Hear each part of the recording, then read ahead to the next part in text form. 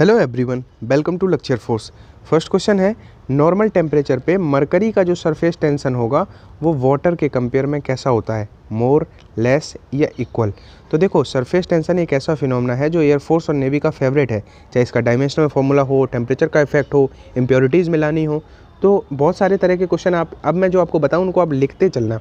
सबसे पहले तो आप याद रखना कि नॉर्मल टेम्परेचर पे जो मरकरी का सरफेस टेंशन होगा मच मोर ग्रेटर देन होगा वाटर। ठीक है, इस फैक्ट को भी पूछा गया है कई बार, तो वाटर से बहुत अधिक होता है। अब बात करें ताप का प्रभाव, अगर हम किसी लिक्विड का टेम्परेचर बढ़ाएंगे तो उसका पृष्ठ तनाव यानी कि सरफेस टेंशन जो होगा वो डिक्रीज़ हो जाएगा। ठीक है, कुछ जैसे सिमिलर चीज़ें होती हैं तो उनको को रिलेट करके याद कर लिया करो, जैसे पृष्ठ तनाव और श्यानता।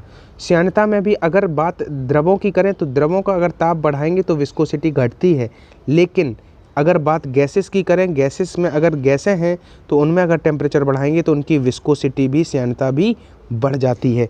ये तीन फैक्ट मैंने जो बताए हैं, सबसे पहले तो इनको आप कहीं सुनहरे अक्षरों में लिख लेना, क्योंकि क्वेश्चन इन जनरल पूछ लिए जाते हैं। अब बात करें ऐसे ही दो और बातों की, एक होता है बॉइलिंग पॉइंट, एक होता है मेल्टिंग पॉइंट। ठीक है, आप कंफ्यूज नहीं रहना, एयरफोर्स और नेवी के ये फेवरेट चीज़ें बता रहा हूँ मैं आपको।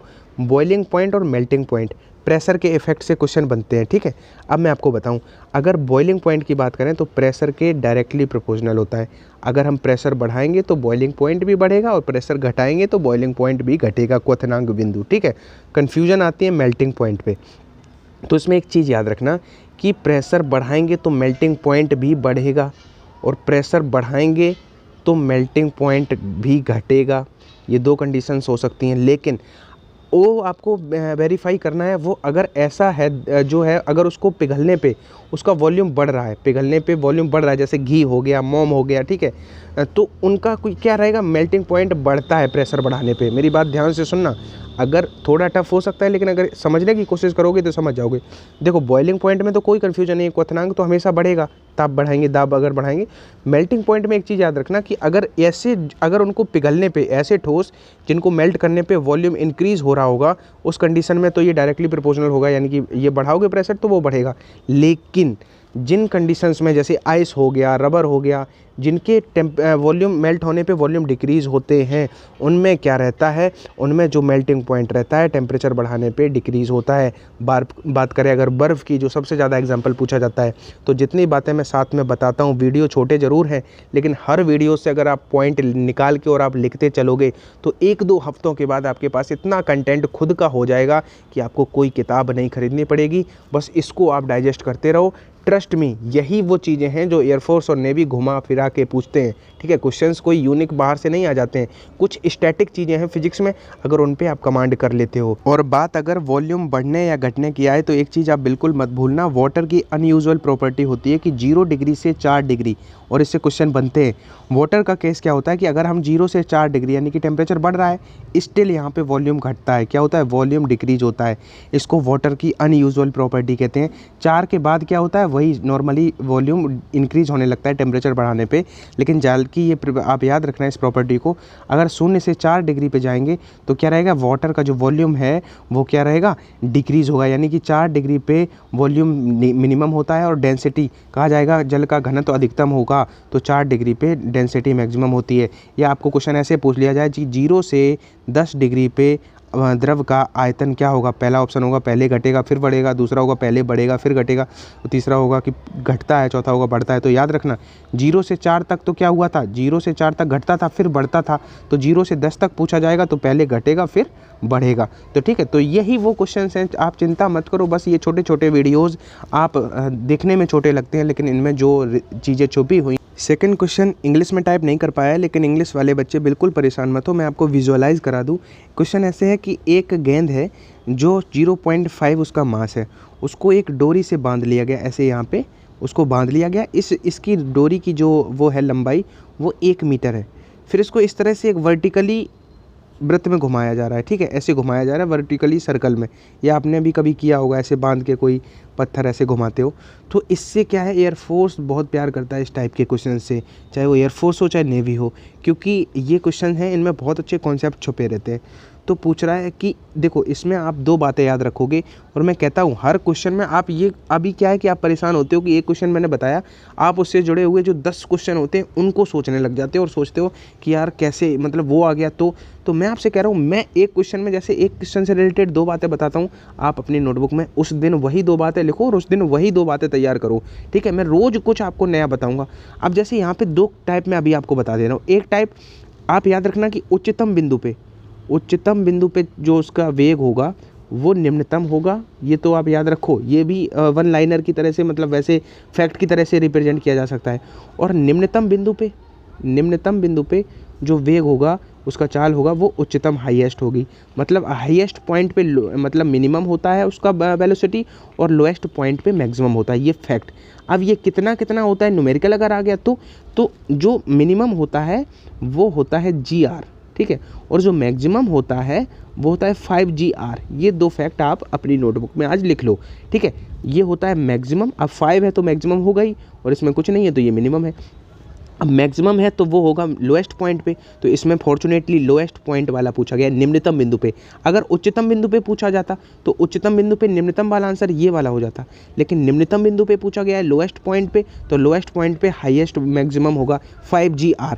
तो आंसर आ गया 5, G का वैल्यू 9.8, और जब G का वैल्यू क्वेश्चन में ना दिया रहे तो हमेशा 9.8 कंसीडर करने की कोशिश करना, इनटू R का वैल्यू कितना है, जो उसका ये वृत्त बनेगा, जो उसका रेडियस यही तो होगा। ये कितना, 1 मीटर की रस्सी तो थी, तो 1 मीटर उसकी रेडियस हो गई, तो 1 से गुणा कर दिया और इसका वर्गमूल ले लिया।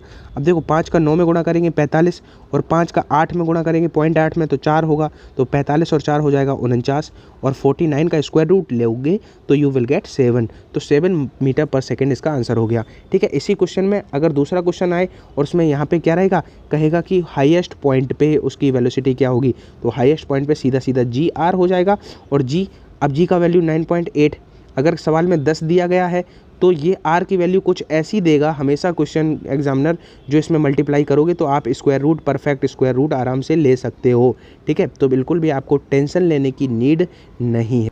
थर्ड क्वेश्चन है, जब एक वस्तु को 2 विभिन्न कोणों पर प्रोजेक्टाइल किया जाता है तो उनकी रेंज इक्वल है। हमें केवल इतनी लाइन पढ़ के एक बात सीख लेनी है कि अगर उनकी इक्वल कब हो सकती है रेंज, 2 वेरियस को एंगल क्या हो सकते हैं कि रेंज इक्वल हो जाए, ये फिनोमेना सीखना है, क्योंकि इससे क्वेश्चन ऑब्जेक्टिव क्वेश्चन बनते हैं।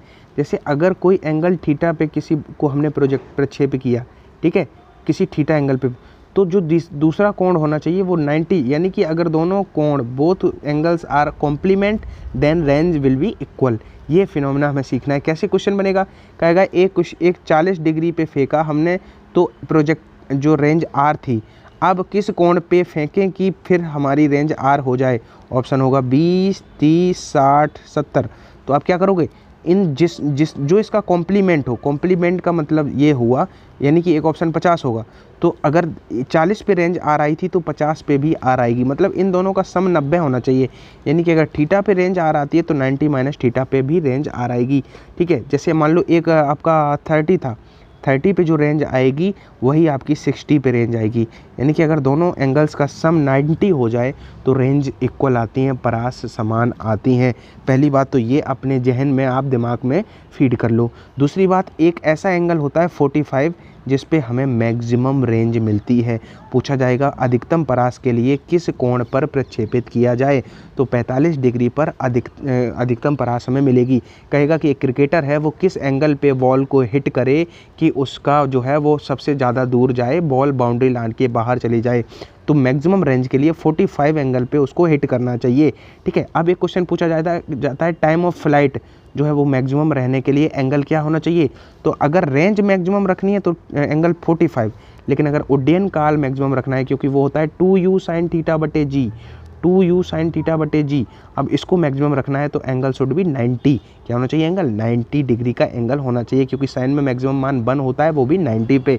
तो इसलिए ये टाइम ऑफ फ्लाइट का क्वेश्चन आए तो 90, रेंज का आए तो 45। अब इस क्वेश्चन की बात करूँ तो ये क्वेश्चन थोड़ा कैलकुलेटिव हो सकता है, लेकिन जो अच्छे बच्चे होते हैं उनको याद होता है ये रिजल्ट कि 4H1H2 आता है। अगर जो संगत मैक्सिमम हाइट्स हैं वो H1 H2 हैं, वो इसलिए थोड़ा मैं समझाने की कोशिश करूँगा, पूरा कैलकुलेट नहीं करूँगा, क्योंकि जब हम H1 निकालेंगे, H बराबर होता क्या है, you square sine square theta बटे 2g होता है, तो u square sine square theta बटे 2g। अब दूसरा वाला जब H निकालेंगे H2, तो यू स्क्वायर साइन, अब की बार 90 माइनस थीटा, क्योंकि रेंज थी परास समान थी, अगर तो एक थीटा था तो दूसरा 90 माइनस थीटा होगा, तो u square sine 90 minus theta लिखेंगे तो sine 90 minus theta cos theta हो जाएगा, u square cos square theta बटे 2g हो जाएगा।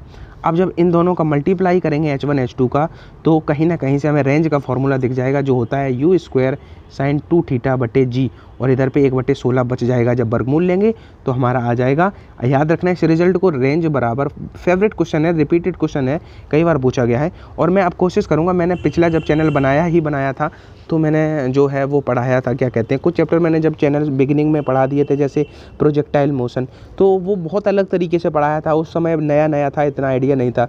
अभी क्या है कि मैं अभी मैं फ़िलहाल आज तो निकल रहा हूँ बालाजी के लिए, मैं जा रहा हूँ, थोड़ा फैमिली जाती है हर साल, तो अभी 2 दिन, आज भी वीडियो का नंबर ऑफ क्वेश्चंस कम है, तो अभी 2 दिन शायद थोड़ा डिसबैलेंस रहे अपनी स्टडी में, लेकिन जैसे ही मैं वहाँ से रिटर्न आता हूँ वैसे ही मैं आपको कुछ चैप्टर्स कराने की सोच रहा हूँ, जैसे कि प्रोजेक्टाइल मोशन, लॉजिक गेट, और आपका क्या कहते हैं सेमीकंडक्टर्स, और क्या कहते हैं कम्युनिकेशन सिस्टम। ये 4 चैप्टर मुझे अच्छे से कराने हैं क्योंकि इनसे क्वेश्चन बनते हैं। क्वेश्चन है, एक सॉलिड स्फीयर है जो किसी एंगल थीटा पे इंक्लाइंड प्लेन पे विदाउट स्लिपिंग रोलिंग कर रही है, तो गोली के द्रव्यमान केंद्र के लीनियर एक्सीलरेशन का, मोस्ट इंपॉर्टेंट इस पे लिख लेना, यहाँ पे बस इतना चेंज होता है इस क्वेश्चन में, यहाँ ठोस गोला है, कभी कह देगा खोखला गोला है, कभी कह देगा, कोई भी कह सकता है, कभी एक रिंग है, एक डिस्क है, कुछ भी है।